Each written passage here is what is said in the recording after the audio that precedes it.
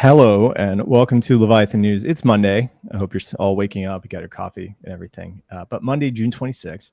And today we have special guests. We have Tien from Pendle, who is here to talk about the Pendle Wars that have been kicking off. And so before we get into that, maybe Tien, you could give us a little small introduction to Pendle and what you guys are doing. Hi, thanks for having me. It's a pleasure to be here. So, Pendle is a yield tokenization and trading protocol. And what it does is fundamentally establishing a venue for users to hedge or speculate on DeFi yields. So, among the use cases are fixed rates. So, if someone wants to obtain fixed rates on, let's say, STETH, Pendle is an option and a venue to do that. And if a user wants to speculate on the yield of these some of these assets like STETH or RETH at a relatively capital efficient manner, Pendle is also a venue for that. Yeah, so just to be clear again on that, so you can either be fixed, essentially you can take a fixed rate or you can take a floating rate, right? Correct. Okay, cool. So there's a lot of collaterals that you guys have added. Most of them are all the LSD stuff, like FraxETH and Steth and RETH. And yeah, so there's also some like stable coins on there as well too. It's a very disappointing time in the Pendle world because back when I remember, we used to have like amazing opportunities like Forks in there.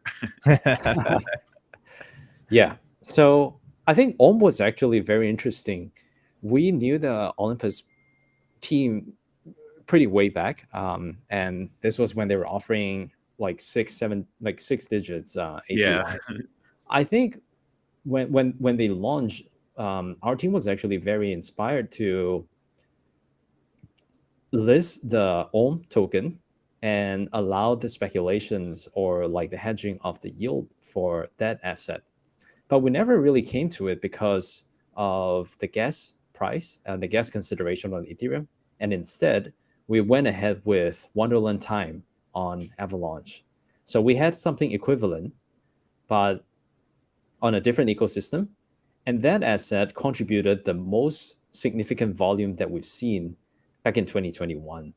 And this was, 2022, January. This was when 0x Sifu was getting doxed and the future of the protocol was very uncertain. And then that's when we saw a lot of trading activities around the YT and PT. Yeah. And I remember, on average, like we were seeing maybe $6-7 million in trading volume a day during then.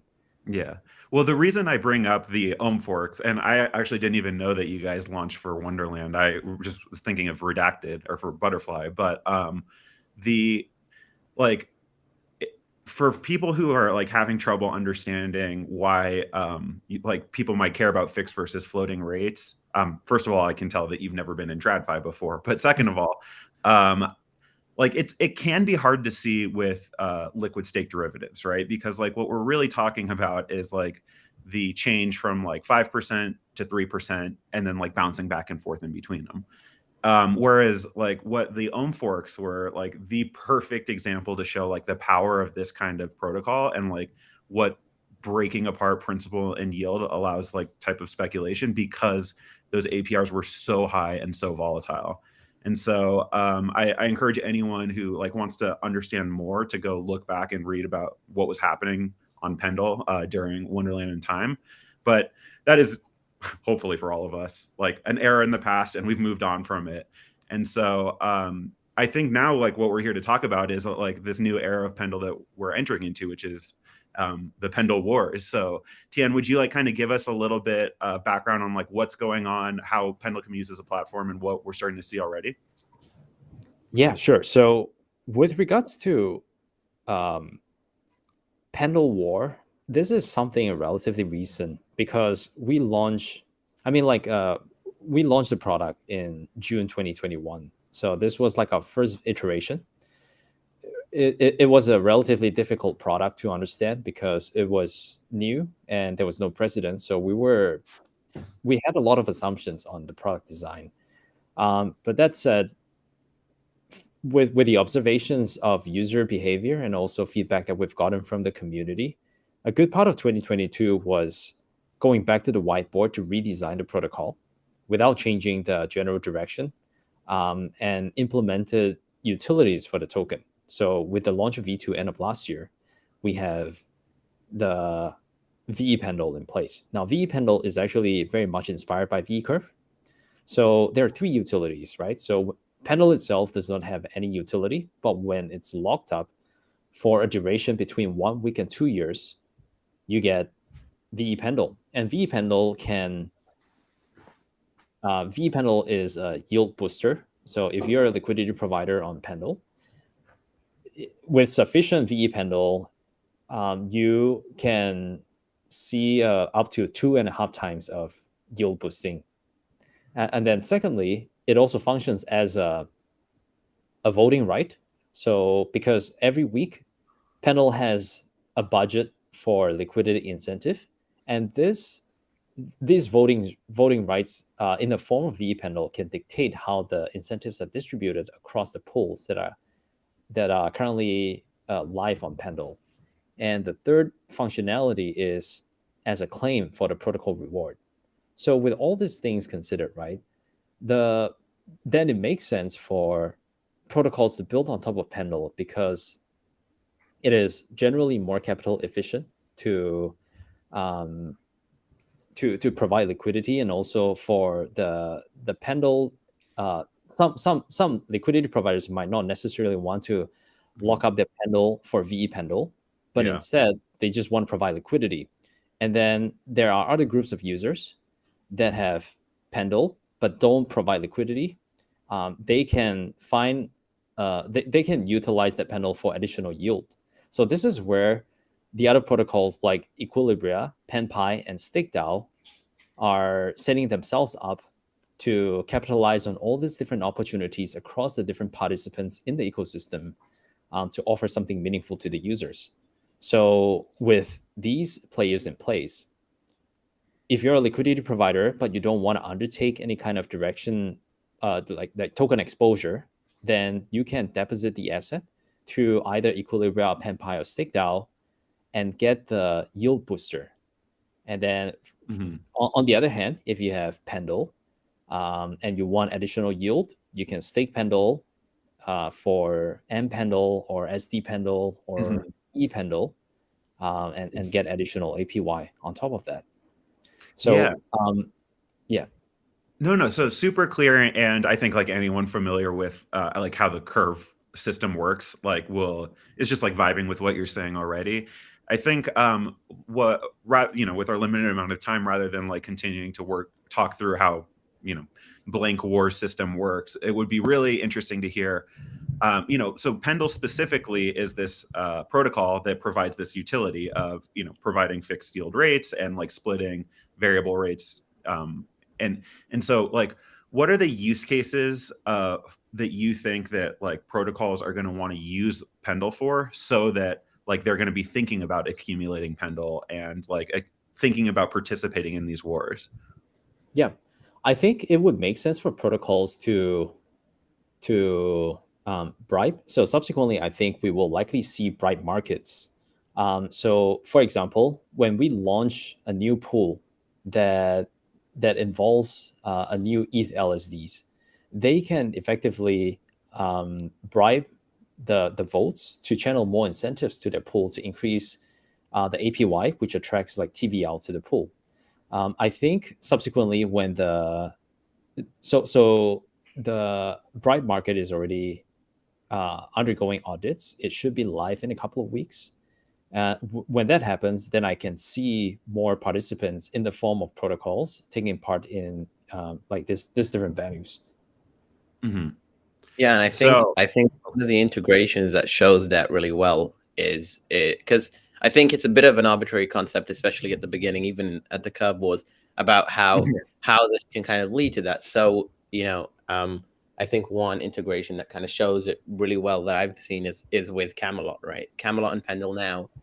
You can see that the Pendle pools that have being created have essentially directly, basically, contributed to so much extra TVL, not just on Pendle, but also on Camelot, right? So do you have any like anything to say on like that integration specifically? I think the integration with Camelot is a very interesting one because it's a new territory that we were venturing into. Sorry, So can you just specifically, describe the integration as well? Because yeah, I'm for not sure. familiar with it.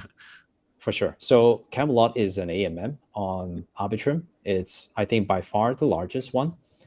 So with the with Camelot pools, we were experimenting with a new form of yield-bearing asset to list.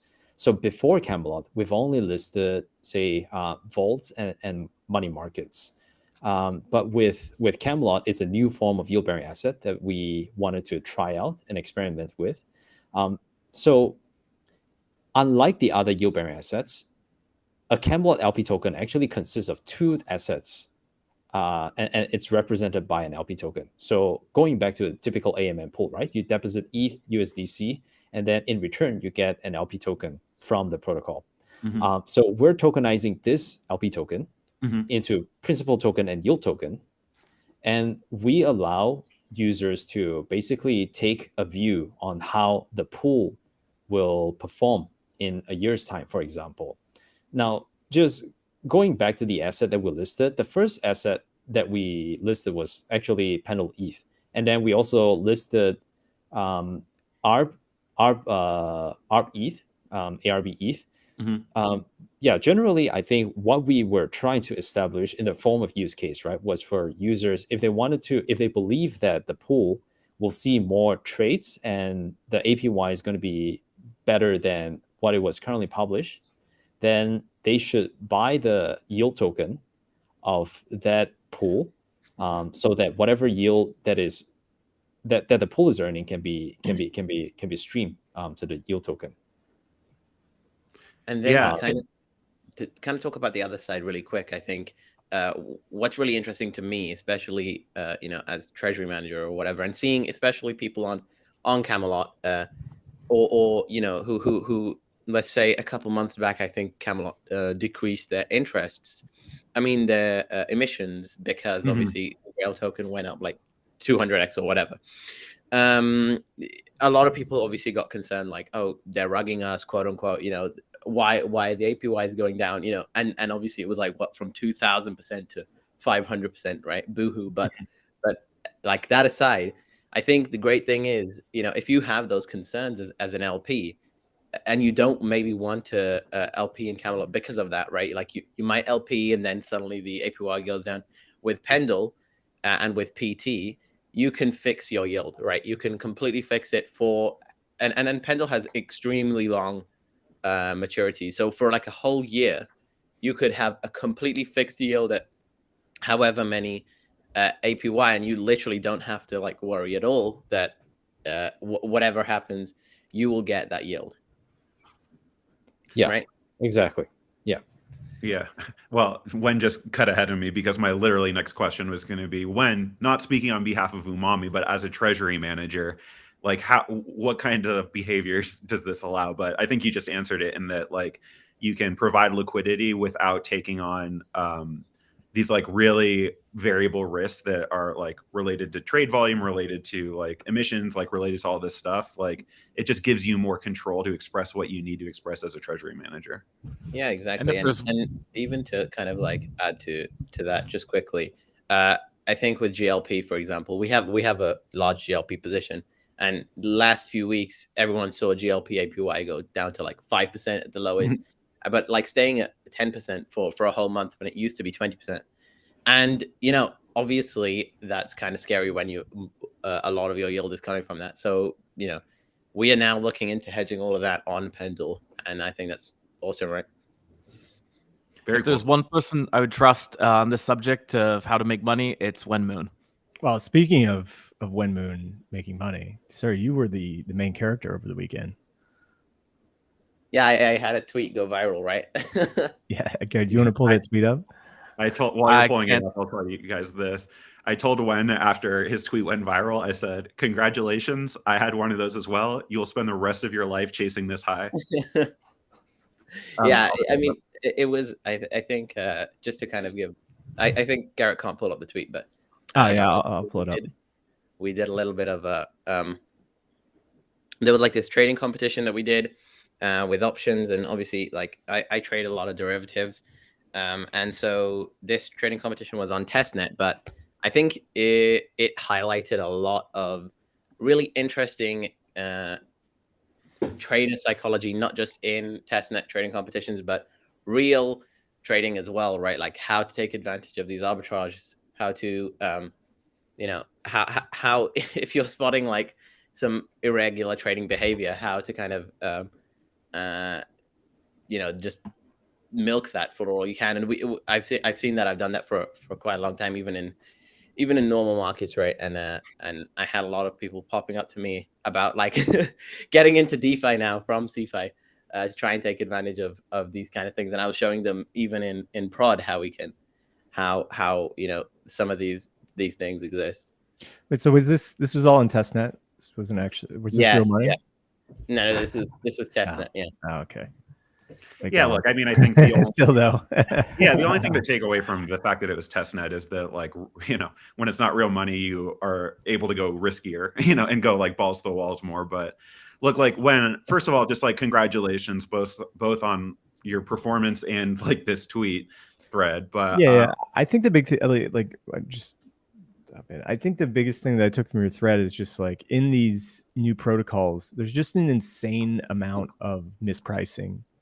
Yeah, and I think a lot of people, and rightfully so, right? Like obviously testnets kind of behave in a much more erratic way than normal. But to say that these sort of things don't exist is just completely wrong, right? As soon as, I mean, I made my, as soon as I got into DeFi, the reason I got in for a lot of it was because of so many just spot arbitrage that I found, right? And even on these like options protocols, this screenshot, I obviously kind of increase the spread a lot just to show the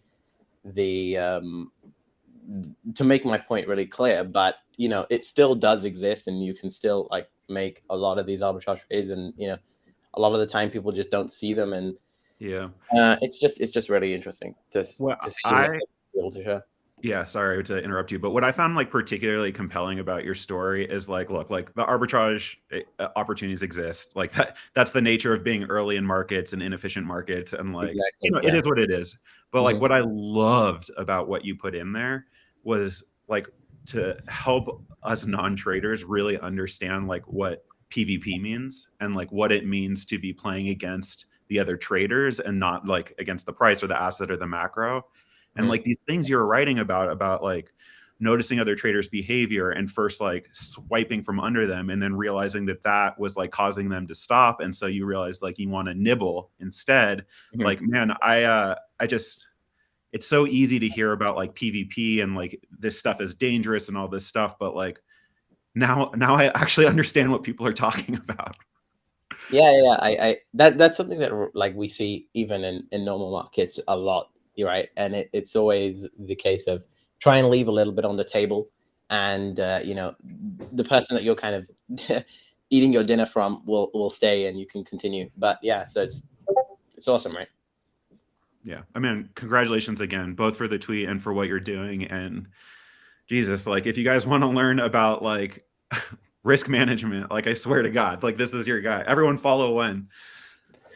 It also helped that markets just like crab the whole time, and your strategy just like you picked one strategy and it just was there. But that's why he picked the strategy. I understand, but we've like it was like it can be like he got into a really good mental model and was able to execute through there. Yeah. I mean, I think the crabbing it was quite kind of obvious to me at the start of the month just because of how polarizing.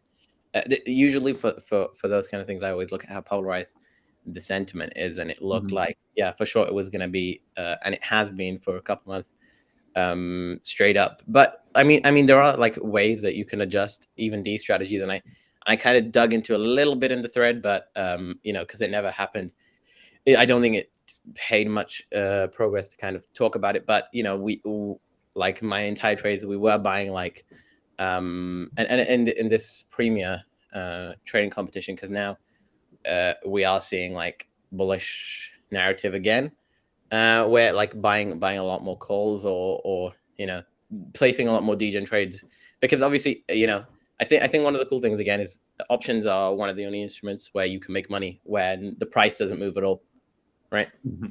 Yeah. Yeah, when I was learning options, they told me that there's like 5 ways that it can go. It can go like straight up, it can go a little bit up, it can go flat, a little bit down, and straight down. So yeah. I think that's perfect. Yeah, if you can just like get the direction kind of right of where you're going, like you don't have to be always right. That's the great thing about options, is you don't have to be perfect. You just kind of like don't have to be as long as you're not completely wrong. So as long as you like don't get blown out by going straight up or down or catching one of those big moves, typically you can manage your risk pretty well.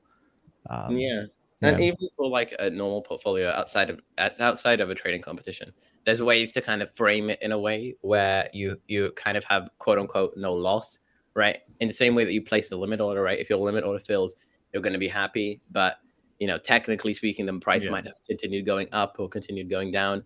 Same sort of thing can apply to options, and you can kind of still feel good about yourself.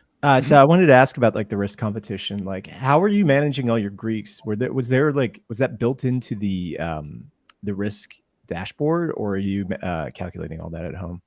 Yeah. So the risk platform itself had only a couple of the basic Greeks, I think, like delta. I don't think they showed gamma, and they showed IV obviously and stuff like that. And so my strategy, the straddle strategy, was just to essentially sell calls, sell puts, but sell in a way that my delta positioning is as neutral as possible. But even between weeks, because the expiries were like week based, I might have thought that 1 week was bullish and 1 week was bearish. So then I took like more positive delta positioning or negative delta positioning. And honestly, like I'm usually not even that good at delta positioning, but this time, even when I was saying, okay, the price is going to go up like $50, it did. And so it was a lot of, I guess, luck involved as well.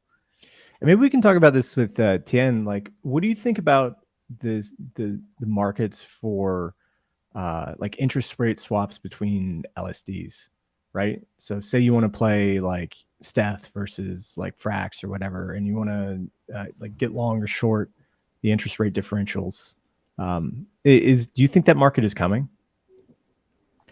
I think it's still a little too soon, because the way I look at it, there is still quite a bit of work that needs to be done around like the basic infrastructure. So for example, one of the things that we're experimenting with is establishing a yield curve for ETH, because we believe that there is a growing confidence that the staking yield from ETH is going to be something like a risk-free rate for DeFi. And at the moment, there is no reliable source for just something of a yield curve for it. Because again, and you do that through like a future style product on. I guess you would take the largest asset, right? You start with Steth and then build some sort of like future style product for the yield going out, right? Yeah. So the way we're approaching it is actually to have long dated pools for the same assets. So we have for STETH 2023 pool, 2024, 2025, and 2027. And already we can see the differences in the yield, and then we can already plot something based on the numbers that we derive from these pools.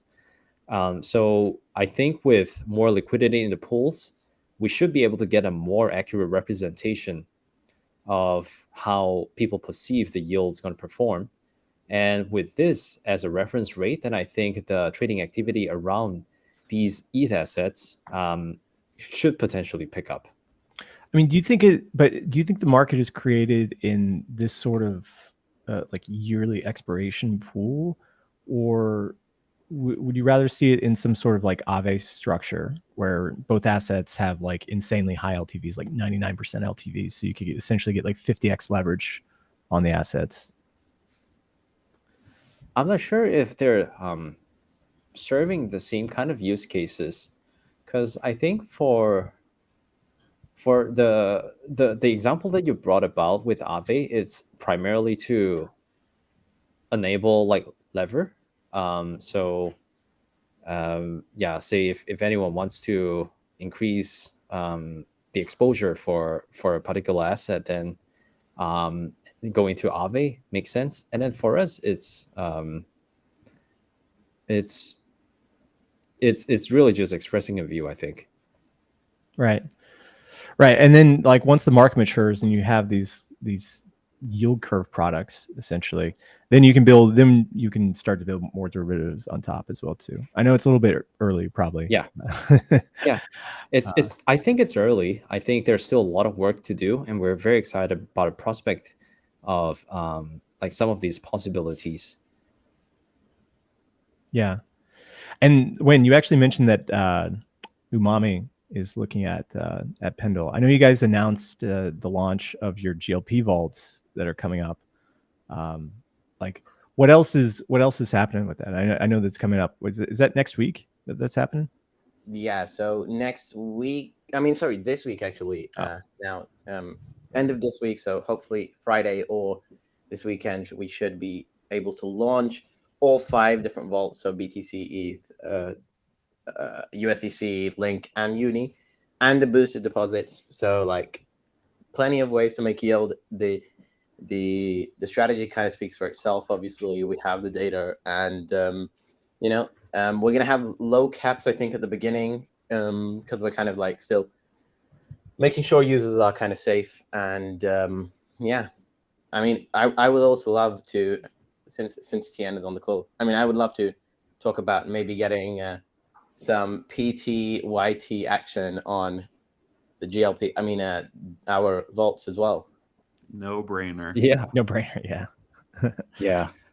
So here's the treasury testing results that you guys posted in the tweet. It looks like across the board, you're getting 35+% on the strategies that you're running. Obviously, that probably will compress as the TVL goes higher, but still, it's pretty impressive. Yeah, we are still aiming for it to kind of reach a equilibrium of around about 20%. But yeah, it's awesome, and obviously it helped by we had great trader P&L. But I will also say that we actually stopped the entire test was done in the low GLP yield environment, right? So the 5% to 10% range. And then when the 50% range came, we shut down the thing because we were done with testing and we were ready to like deploy for real. So it's kind of awesome that even in those kind of times we're able to kind of give out these yields, right?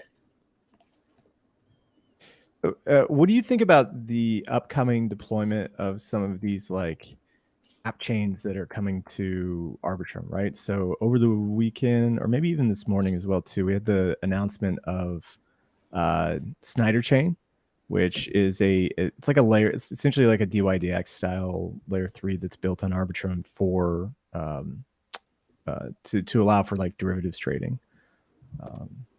What? I mean, I haven't read this yet, but like, what? No, I'm just wondering about like so. I guess my question here is like, as these app chains start to come, right? We're seeing like like DYDX has their own app chain built on Starkware. Now we're seeing these other L3s be announced.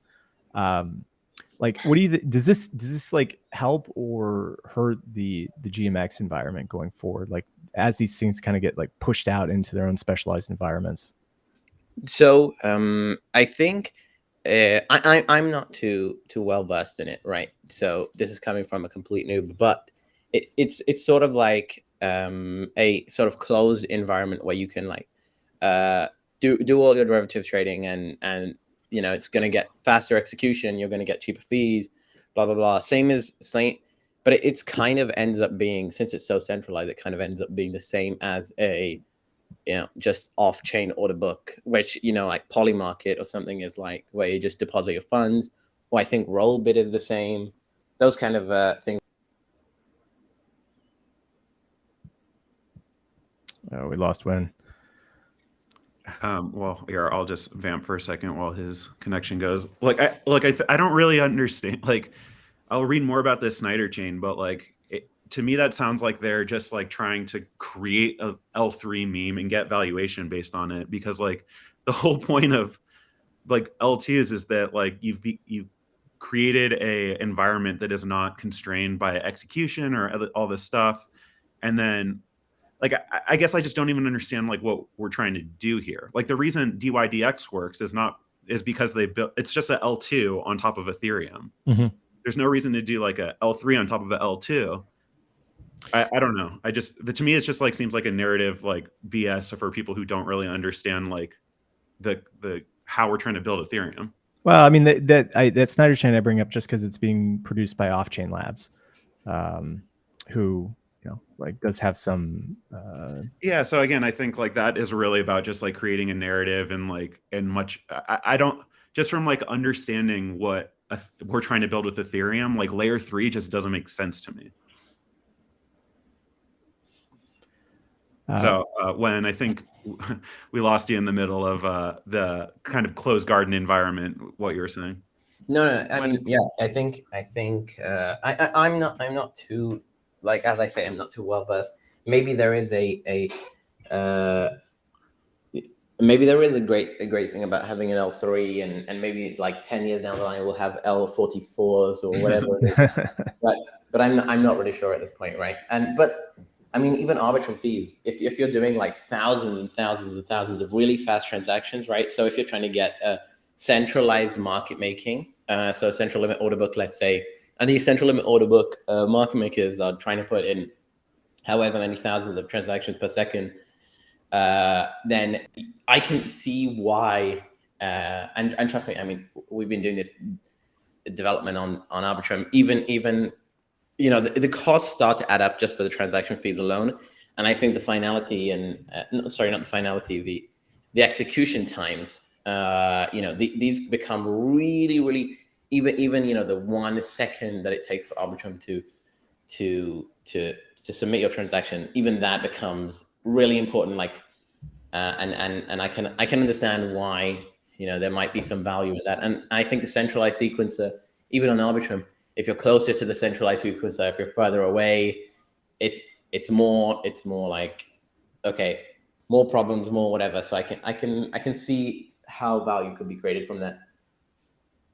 Yeah, I mean, look, I only brought that up because it is like this is Off-Chain Labs creating these new environments, right? So they're kind of like leveraging the like those things that you talked about, like being closer to the sequencer, or some of the other issues that we just talked about.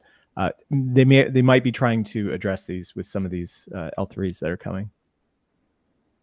Yeah, again, I think that this L3 thing is like pretty nonsensical, and I think that it is just like trying to like trade on narrative or create narratives for Arbitrum, and I think that like it just doesn't make sense to like continue to build like layers and layers of blockchains further away from Ethereum, like that like Wen's joke about layer 44 like is exactly the point, and like that is not the solution.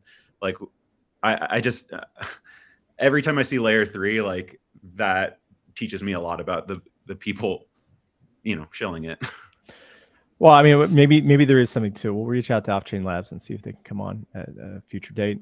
One thing that is pretty interesting actually that happened today is that Gearbox voted to add Curve Finance V2 pools to their ecosystem. So Gearbox is a composable leverage protocol. You can essentially deposit assets and get yield on it, or you can go in and essentially be like a little Gearbox ninja and borrow those assets to go yield farm with them.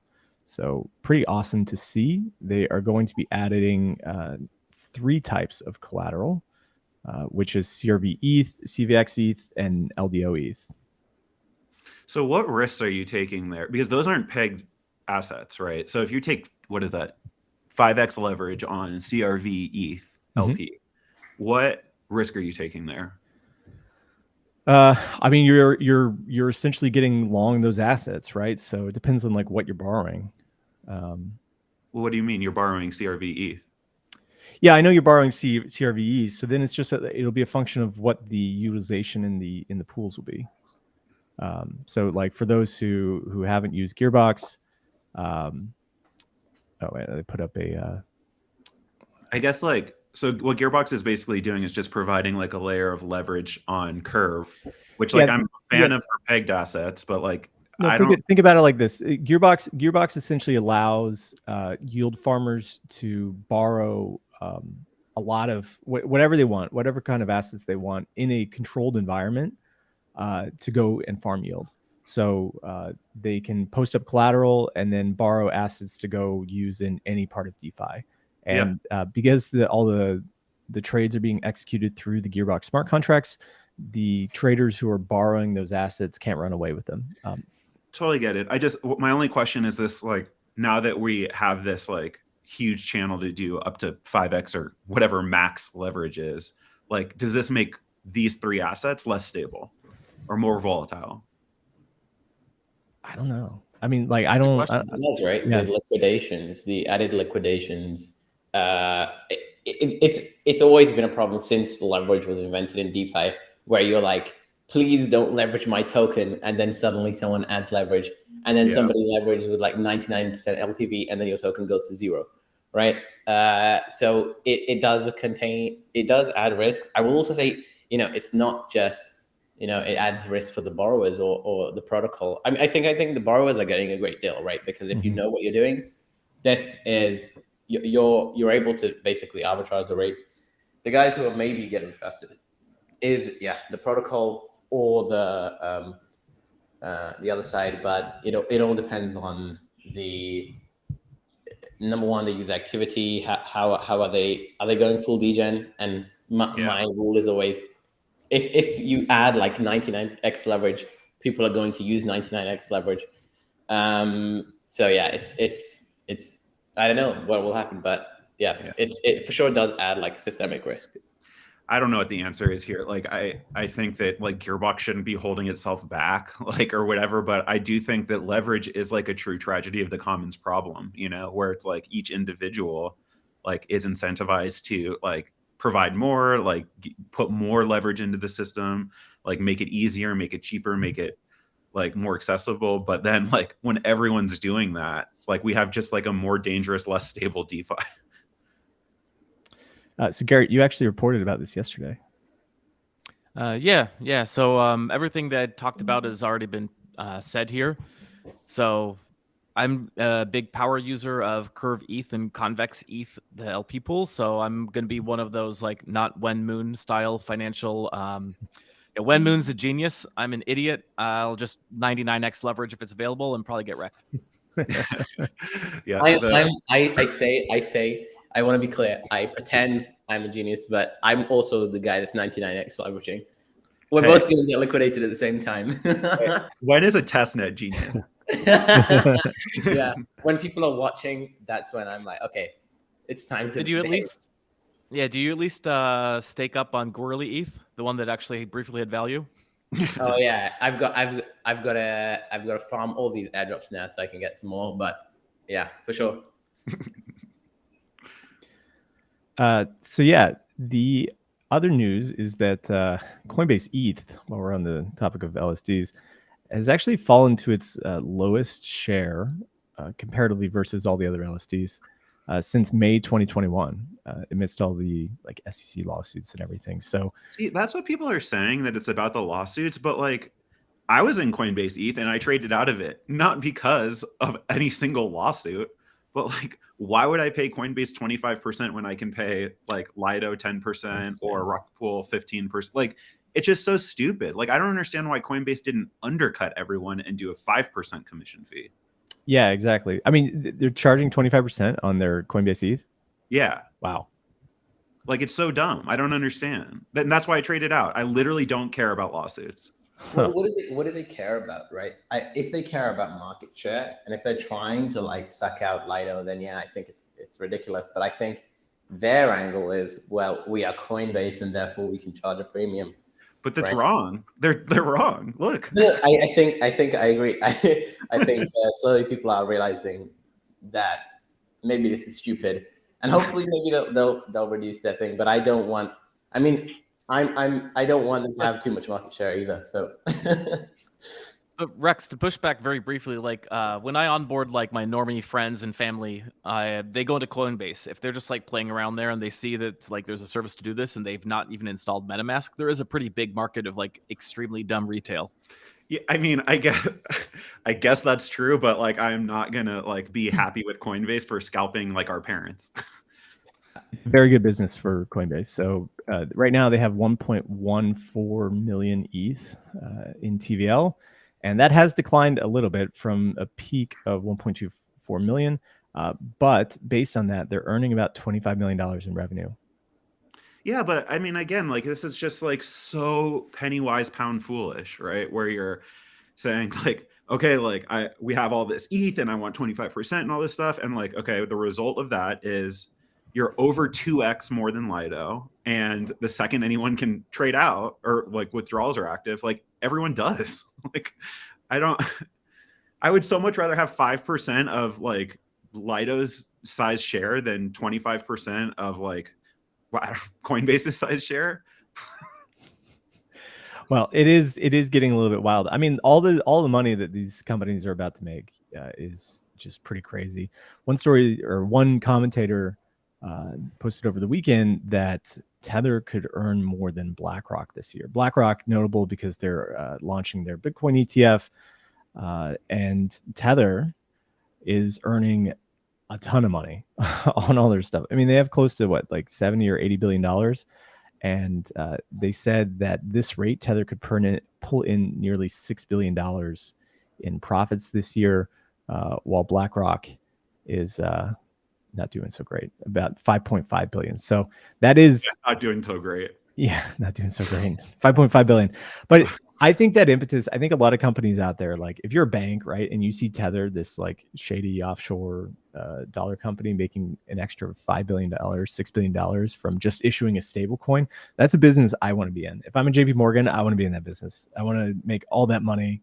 And yeah, I mean, look, this is very much a business that you didn't want to be in though 3 years ago, and that's nothing to do with regulation or whatever. This is just like literally like Nate Garassi, like, you're dunking on BlackRock, but like literally all you're doing is commenting that like treasury rates are higher than BlackRock's like IRR, so like there's like a hilarious irony, which is that the government has been trying to kill Tether, and instead just by raising rates has ended up making it more powerful. Exactly right. If they really wanted to kill Tether, they should send rates to zero forever. Like if I'm a bank looking at this, like my takeaway is not like, holy shit, I need to issue a stable coin. It's like, holy shit, I just need to lock up more capital so I can buy more treasuries.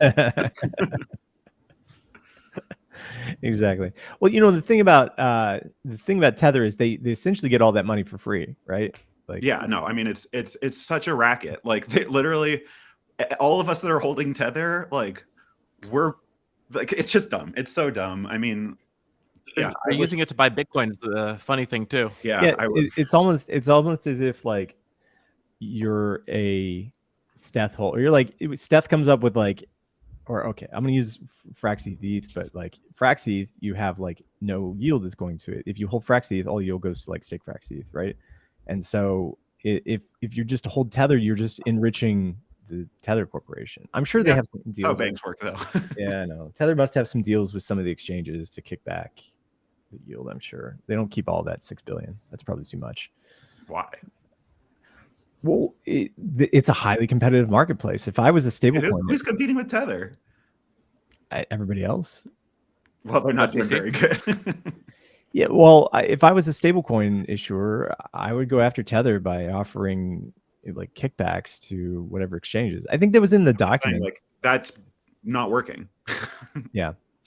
Or whoever holds Tether, like large amounts of Tether, just kickbacks. We're like, okay, we'll give you 2%. We'll keep half. And but that's the thing, right? Like the state of the market is that like I'm willing to hold Tether for 0%, and so I do that. Yeah. Because people want leverage in the system. No, because I want stable exposure, not ETH exposure. Right. But it does lead to like the amount of Tether that increases into the system is the amount that you can get leveraged on whatever sort of assets you have. You can't get leverage like without stable coins. There's no way to get really effective leverage in crypto. I guess. I don't know. I mean, for me, I've never once used stablecoins for leverage. That's not why I use stablecoins. I don't give a shit about leverage. I think Sam means because to get leverage, like on your ETH, you need to short USD to buy ETH, right? Yeah. Or short I mean, something. Yeah, I remember talking to the Tether guys actually, and they said, I was like, okay, if stablecoins didn't exist, what would people leverage on? And they said gold. Yeah, pretty much. Yeah. I don't yeah, know. you If, just you leverage on something else, right? Like leverage on Bitcoin, leverage on like your mortgage, leverage on like. No, it doesn't work like that. You have to have like a reference asset that you're trading against, especially like when. What are we even talking about? I'm just saying the reason I hold stablecoins is not for leverage. Okay. Well, there's some other stuff that happened, but like some Coinbase won a Supreme Court ruling, but really that's just about arbitration. No, actually, we all should be disappointed Yes. that Coinbase won that one. Yeah, it means that instead of being able to sue Coinbase, we have to go to like their private judge that they pay. Yeah, not great. dude, our fucking arbitration is the worst thing ever. Take it from me. One knows.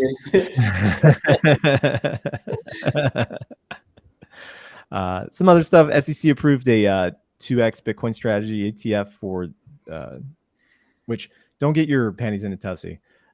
These just means that they take the original futures Bitcoin ETF that they have and they provide 2x leverage on it. So it's not like I saw some people giving some really bad takes about how like, oh, they're allowing leverage in Bitcoin, like they can't even do a spot ETF. It's like, wait, two different things. And yeah, so we'll end it there. Tien, thank you for coming on. Win Moon. Thanks for having me. Mm-hmm. Thank you. Till the tide returns to the Squidland. Squidland. Squidocalypse. Come on, if someone's not going to say it with confidence, I'm going to try to get weirder each time. Okay, let's get weird. Thank you everybody for tuning in. We'll be back tomorrow. And No. We'll be back in 3 hours ooh. For a very special. Wait, no, he's posting about it on Twitter. Tetranode is going to come teach us how to build a DeFi protocol and talk to us about JPEG. So do not miss it. 3 hours from now. Awesome. Okay, we will be back then. Come back in 3 hours, and we'll see you back again in a bit.